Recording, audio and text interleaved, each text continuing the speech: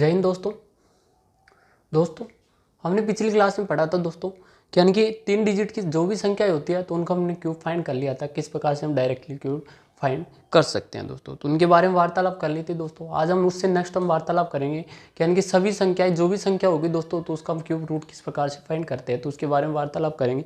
यानी कि जो भी हमने पिछली क्लास पढ़ी है उनमें हमने क्यूब से संबंधित फाइंड की वार्तालाप की थी कि क्यूब से संबंधित किस प्रकार के क्वेश्चन आते हैं और उनसे किस प्रकार के कंसेप्ट होते हैं, तो इनके बारे में वार्तालाप की थी। आज हम नया कंसेप्ट से वार्तालाप करेंगे कि यानी कि क्यूब रूट किस प्रकार से फाइंड करते हैं, तो कैसे हम डायरेक्टली फाइंड कर सकते हैं, यानी कि मेथड की वार्तालाप करेंगे और शॉर्ट ट्रिक से भी वार्तालाप करेंगे। तो आइए हम बात करते हैं बिना टाइम खर्च के दोस्तों। क्लास स्टार्ट करने से पहले मैं आपको बता दूं, यदि हमारी यूट्यूब चैनल है SK education study online class में आप नए आए दोस्तों तो हमारे यूट्यूब चैनल को सब्सक्राइब कर देना और साइड में एक बेल आइकन का बटन है उसका ऑल प्रेस कर देना ताकि जो भी हमारी नई वीडियो आए उसका नोटिफिकेशन सबसे पहले आपके पास पहुंचे। तो आइए हम वार्तालाप करते हैं, बात करते हैं दोस्तों यानी कि कोई सी भी संख्या आ जाए जिसका हम डायरेक्टली क्यूब रूट किस प्रकार से फाइंड कर सकते हैं और डायरेक्टली यानी कि शॉर्ट मेथड से किस प्रकार से हम बात कर सकते हैं। तो बात करते हैं दोस्तों, आइए वार्तालाप करते हैं दोस्तों। बात करते हैं दोस्तों, हम बात करते हैं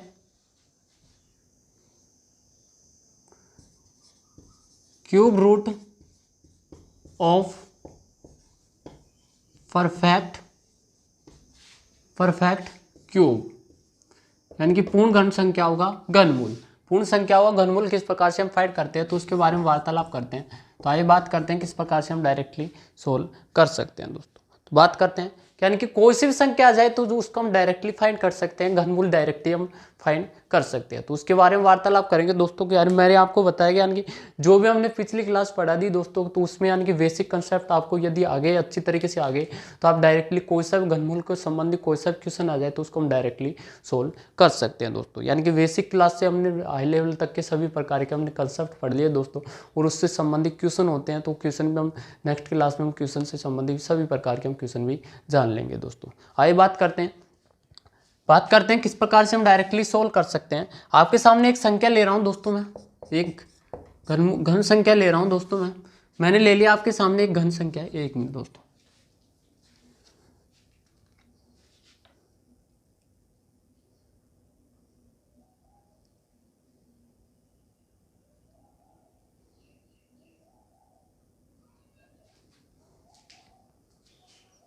आइए बात करते हैं, एग्जाम्पल लेते हैं दोस्तों। यानी कि इसमें कोई कंसेप्ट नहीं है, डायरेक्टली हम बात करते हैं किस प्रकार सोल्व कर सकते हैं। मैं आपके सामने एक संख्या ले रहा हूँ, एक घनमूल संख्या ले रहा हूँ दोस्तों, एक घन संख्या ले रहा हूँ। मैं ले रहा हूँ आपके सामने 50,653। ये आपके सामने एक संख्या ले ली और इसका आपको घन फाइंड करना, घनमूल फाइंड करना, किस प्रकार से हम डायरेक्टली फाइंड कर सकते हैं दोस्तों। तो यानी कि एक तो होता है दोस्तों हमारे पास घन होता है और ये एक होता है हमारे पास घनमूल, यानी कि एक तो क्यूब और क्यूब रूट, तो यानी कि घन का क्या होता है, अपोजिट क्या होता है, घनमूल होता है, अपोजिट क्या होता है, घनमूल होता है। यानी कि 2 का हम क्यूब कर 3 का हम क्यूब करते हैं तो 3 का क्यूब कितना होता है हमारा 27, कितना होता है 27। जिस संख्या का क्यूब करने पर जो मूल प्राप्त हुआ है वही क्या होता है हमारे पास घनमूल होता है, वही क्या होता है दोस्तों घनमूल होता है। तो जिस संख्या का हम क्यूब फाइंड करते हैं वही क्या होता है हमारे पास घनमूल होता है, घनमूल होता है। और यदि घनमूल की वार्तालाप करें तो घनमूल यानी कि जिस संख्या का क्यूब फाइंड करें वो क्या होगा हमारे पास मूल प्राप्त होगा।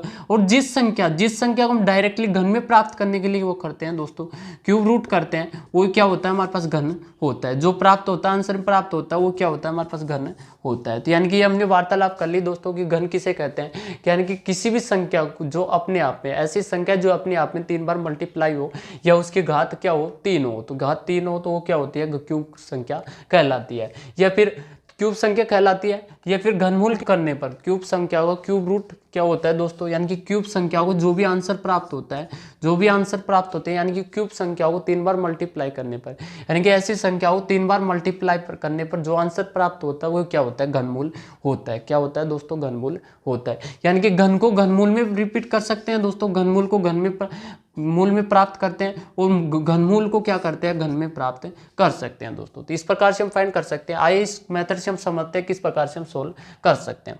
बात करते हैं कि हमने पढ़ा था दोस्तों, हमने पिछली क्लास में हमने वार्तालाप की थी कि यानी कि एक यूनिट डिजिट, तो यूनिट डिजिट हमने पढ़ी थी दोस्तों। सभी प्रकार की अंकों का हमने यूनिट डिजिट पढ़ा था, क्यूब ऑफ यूनिट डिजिट। तो ये हमने वार्तालाप कर ली थी दोस्तों, क्यूब ऑफ यूनिट डिजिट। तो इनके बारे में वार्तालाप कर ली थी दोस्तों।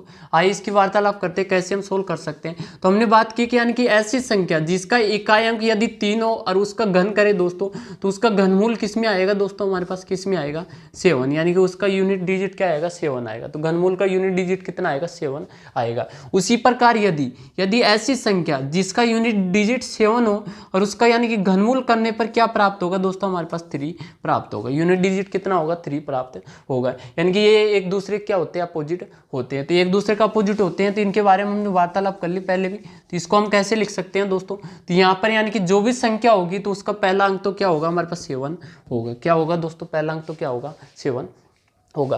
तो जो भी संख्या होगी 5 डिजिट की वार्तालाप किया, तो 5 डिजिट की संख्या कहाँ से कहाँ तक होती है दोस्तों, तो 5 डिजिट की संख्या होती है 22 से कहाँ तक होती है 22 से 46 तक, यानी कि 5 डिजिट की संख्या प्राप्त होती है, इनका क्यूब करते हैं, यानी कि 22 से 46 तक जो भी संख्या होगा हम क्यूब करते हैं तो 5 अंकों की संख्या प्राप्त होती है। तो यहाँ तक होती है दोस्तों। तो यानी कि वार्तालाप कर रहे हैं, तो ऐसी संख्या जिसका इकाई अंक तो क्या होगा हमारे पास 7 ही होगा, इकाई अंक क्या होगा 7 ही होगा। तो 3 अंक अंतिम 3 अंकों को छोड़कर, अंतिम 3 अंकों को छोड़कर, तो यानी कि यहाँ पर हमारे पास कितने हैं 50 653 तो अंतिम 3 अंकों को यूनिट डिजिट, आपको यूनिट डिजिट से देखना, आपको एक अंक से देखना है, और अंतिम 3 अंकों को छोड़कर शेष जो भी अंक बचे, कितना बचे 2 अंक बचे 3 अंक बचे, तो उससे बनी संख्या को हमने ये देखना है दोस्तों कि ये संख्या किस किस संख्या के अंक इस क्यूब के बीच है। तो किस किस संख्या के क्यूब के बीच है, तो बात करते हैं। यानी कि हम बात करते हैं कि यदि 4 का क्यूब करें दोस्तों, 4 का क्यूब करें तो कितना आएगा हमारे पास 64, कितना आएगा दोस्तों 64, लेकिन हमारे पास है 50, कितना है दोस्तों 50। और यदि 3 का क्यूब करते हैं तो 3 का क्यूब कितना आता है हमारे पास 27, कितना आता है दोस्तों 27। तो ये संख्या हो जाएगी 50 किस किस के बीच हो जाएगी 3 और 4 के बीच, यानी कि 3 का क्यूब करते हैं तो कितना आएगा हमारे पास 27 आएगा, और 4 का क्यूब करते हैं तो कितना आएगा हमारे पास 64 आएगा। तो 64 आएगा। तो यानी कि हमको लेनी है कौन सी संख्या लेनी है, छोटी संख्या, बड़ी वाली संख्या नहीं दोस्तों, छोटी संख्या। तो छोटी संख्या लेनी है दोस्तों, तो यानी कि ये संख्या किसका क्यूब हो गई दोस्तों, किसका क्यूब हो गई, यानी कि 50 653, 50 653 क्यूब ऑफ रूट, यानी कि इसका घनमूल कितना हो गया हमारे पास 37, कितना हो गया दोस्तों 37। तो इस प्रकार हम डायरेक्टली फाइंड कर सकते हैं दोस्तों, क्यूब रूट भी हम डायरेक्टली फाइंड कर सकते हैं। तो शॉर्ट मेथड से हम डायरेक्टली फाइंड कर सकते हैं, लेकिन आपको ये ध्यान रखना होगा दोस्तों, यानी कि अंतिम फर्स्ट अंक को क्या देखना, हमको यूनिट डिजिट देखना है, और अंतिम 3 अंकों को छोड़कर शेष अंकों से बनी संख्या को क्या देखना है, किस अंक के बीच में, यानी कि किस संख्या के अंकों के क्यूब के बीच में है। तो इस प्रकार से हम डायरेक्टली फाइंड कर सकते हैं। आइए वार्तालाप करते हैं, कुछ एग्जांपल सोल्व कर लेते हैं क्यूब रूट से कैसे हम डायरेक्टली सोल्व कर सकते हैं, बात करते हैं।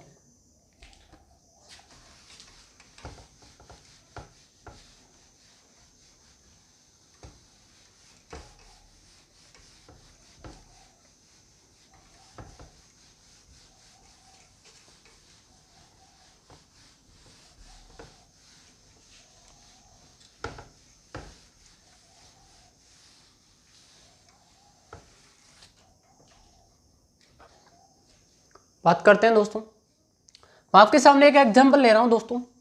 एग्जांपल आपको इस प्रकार दे रखा है कि 140 49 28, ये आपको संख्या दे रखी है, यानी कि इसका आपको फाइंड करना है क्यूब मूल, यानी कि क्यूब रूट आपको फाइंड करना है। किस प्रकार से हम फाइंड करते हैं, तो बात करते हैं दोस्तों कैसे हम फाइंड कर सकते हैं, वार्तालाप करते हैं। यानी कि बेसिकली हम बात करें दोस्तों तो गुणनखंड अविभाज्य गुणनखंड विधि से हम डायरेक्टली फाइंड कर सकते हैं, और उसके 3 के जोड़े बनाकर हम डायरेक्टली फाइंड कर सकते हैं। तो ये हो गया हमारे पास छोटी क्लास में, यानी कि छोटी क्लास में ऐसे करते थे दोस्तों।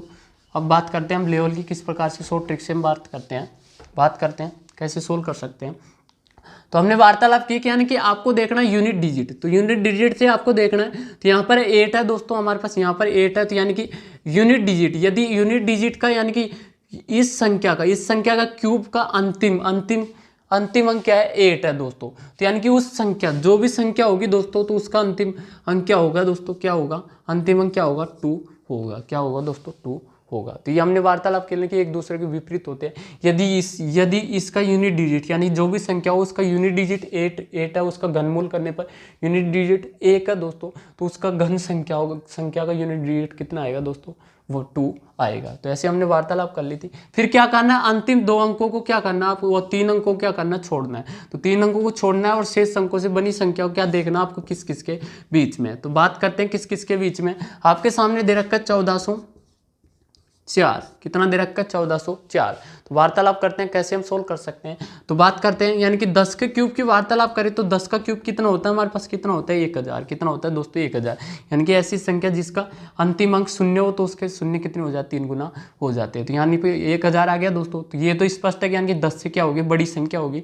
नेक्स्ट बात करते हैं 11 का क्यूब। तो 11 का क्यूब करते हैं तो कितना आएगा हमारे पास, कितना आएगा 31 और 1331। और 12 का क्यूब करते हैं तो कितना आएगा दोस्तों हमारे पास 1728। कितना आएगा 1728। तो यानी कि स्पष्ट है कि 11 और 12 के बीच में जो भी संख्या होगी वो कितनी आएगी हमारे पास 1404 संख्या प्राप्त होगी। तो यानी कि स्पष्ट है कि 11 का क्यूब और 12 के क्यूब में होगी दोस्तों। तो 11 क्यूब और 12 के क्यूब में होगी। तो यानी कि हमारे पास कौन सी संख्या होगी दोस्तों, तो ये किस संख्या का क्यूब हो सकता है। तो यहाँ पर यानी कि 8 का यूनिट डिजिट 8 है। तो यहाँ पर यूनिट डिजिट कौन सा होगा दोस्तों, 2 होगा। उस संख्या का यूनिट डिजिट कौन सा होगा, 2 होगा। और यहाँ पर कौन सी संख्या लेनी है, छोटी संख्या लेनी है। तो यानी कि 112 का क्यूब होगा। तो यानी कि 112 का क्या होगा दोस्तों, इसका क्यूब रूट कितना होगा, क्यूब रूट कितना होगा 140 49 28। तो इस संख्या का क्यूब रूट कितना होगा 112। तो इस प्रकार हम डायरेक्टली फाइंड कर सकते हैं। आइए कुछ एग्जांपल और सोल्व कर लेते हैं दोस्तों। आइए बात करते हैं नेक्स्ट।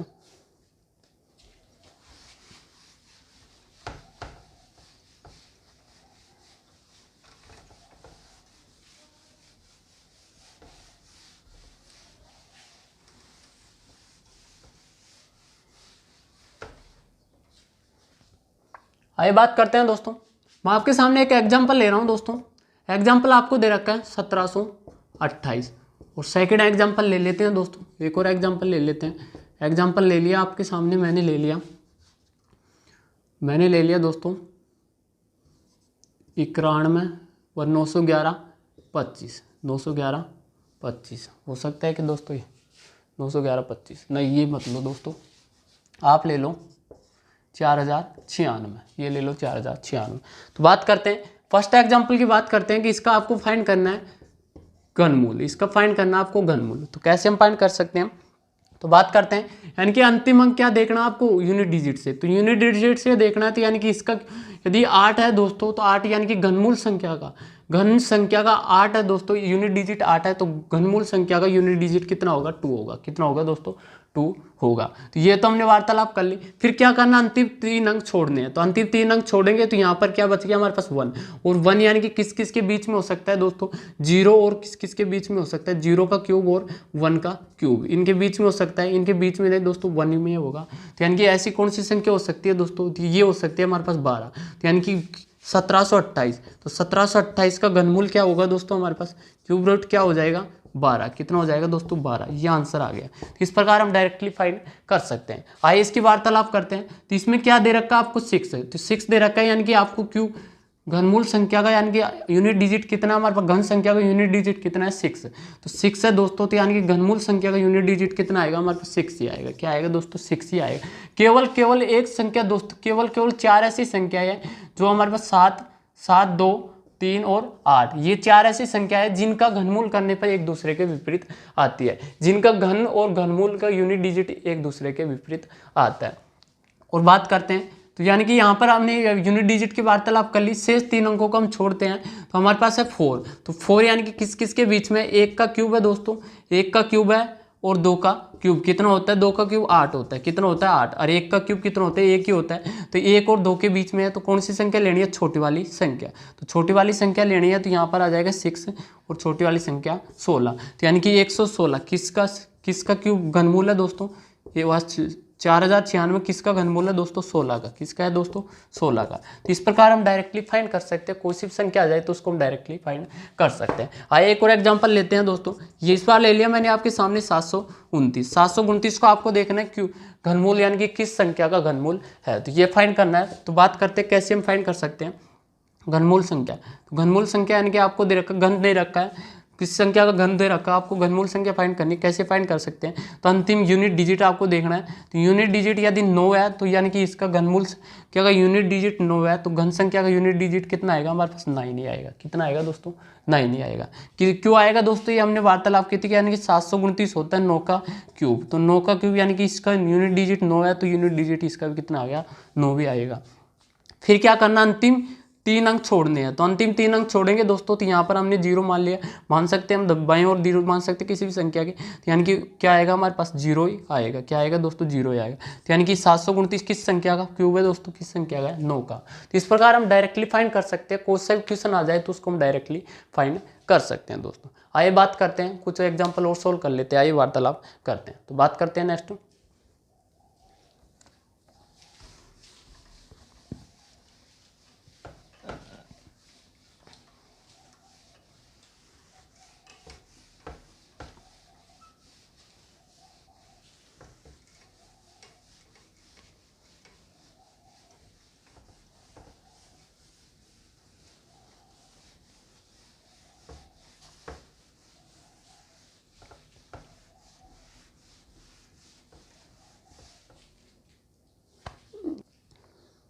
आइए दोस्तों नेक्स्ट बात करते हैं। नेक्स्ट एग्जांपल ले रहा हूँ आपके सामने ले लिया दोस्तों। इस बार मैंने एग्जांपल ले लिया दोस्तों आपके सामने 778 688, और ये आपको किसी संख्या का आपको दे रखा है, घन दे रखा है। आपको फाइंड करना है किस संख्या का घनमूल है, तो किस संख्या का घनमूल है आपको ये फाइंड करना है। ये वार्तालाप करते हैं कैसे हम सोल्व कर सकते हैं। तो बात करते हैं कैसे हम सोल्व कर सकते हैं। मैंने आपको बताया कि यानी कि आपको यूनिट डिजिट देखना है, यानी कि आपको फर्स्ट स्टेप में आपको केवल यूनिट डिजिट देखनी है। आपको क्या देखना है, आपको यूनिट डिजिट। तो यूनिट डिजिट देखना है, यानी कि आपको ये घन संख्या दे रखी है तो इसका यूनिट डिजिट आपको 8 दे रखा है, तो यानी कि उस घनमूल संख्या का यूनिट डिजिट कितना आएगा हमारे पास, 2। कितना आएगा दोस्तों, 2। यानी कि 8 और 2 क्या होते हैं, एक दूसरे के विपरीत होते हैं, और 7 और 3 क्या होते हैं, एक दूसरे के विपरीत होते हैं, और शेष जो भी अंक होते हैं वो क्या होते हैं, एक दूसरे के समान होते हैं। क्यूब में यूनिट डिजिट की वार्तालाप कर रहे हैं, क्यूब ऑफ यूनिट डिजिट उसकी वार्तालाप कर रहे हैं। फिर क्या करना आपको, नेक्स्ट 3 अंक यानी कि अंतिम 3 अंक आपको छोड़ने हैं, तो अंतिम 3 अंक क्या करेंगे, हम छोड़ेंगे। तो अंतिम 3 अंक छोड़ेंगे दोस्तों, तो कितना बच गया हमारे पास, 778। कितना बच गया, 778 बच गया दोस्तों। तो 778 ये आपको देखना है कि 778 किस किस संख्या के क्यूब के बीच है, तो किस किस संख्या के क्यूब के बीच है। तो बात करते हैं, यानी कि 9 का क्यूब की वार्तालाप करें तो 9 का क्यूब कितना होता है हमारे पास, 729। कितना होता है दोस्तों, 729 होता है। और 10 के क्यूब की वार्तालाप करें तो 10 का क्यूब कितना होता है, 1000। कितना होता है दोस्तों, 1000। तो 1000 होता है, यानी कि 778 है, तो यानी कि 9 का क्यूब और 10 का क्यूब इन दोनों के बीच है 778। तो यानी कि कौन सी संख्या आ जाएगी दोस्तों हमारे पास, 2। तो यानी कि इकाई अंक यूनिट डिजिट का यानी कि अंतिम इकाई अंक कौन सा आ गया, 2 आ गया दोस्तों। कौन सा आ गया, 2 आ गया। और आपको लेनी है छोटी वाली संख्या, तो छोटी वाली संख्या लेनी है। तो छोटी वाली संख्या कितनी है, 9। तो यानी कि किस संख्या का हो गया दोस्तों हमारे पास, 778 688 ये हो गया, यानी कि किस संख्या का घनमूल हो गया दोस्तों, किस संख्या का घन हो गया, यानी कि इस संख्या का घनमूल कितना हो गया हमारे पास, 92। कितना आ गया दोस्तों, 92। तो इस प्रकार दोस्तों कोई सी भी संख्या आ जाए तो उसको हम डायरेक्टली सोल्व कर सकते हैं। तो डायरेक्टली हम मेथड से डायरेक्टली सोल्व कर सकते हैं दोस्तों। आइए वार्तालाप करते हैं, एक और कुछ एग्जाम्पल सोल्व कर लेते हैं दोस्तों जो घन और घनमूल से संबंधित हो दोस्तों, तो उससे हम वार्तालाप करते हैं। आइए बात करते हैं, तो नेक्स्ट बात करते हैं दोस्तों।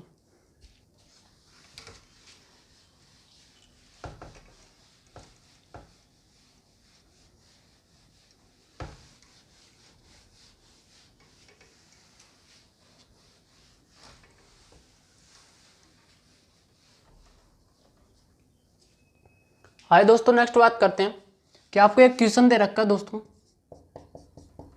आपको एक क्वेश्चन दे रखा है। क्वेश्चन इस प्रकार दे रखा है ABC, एक मिनट,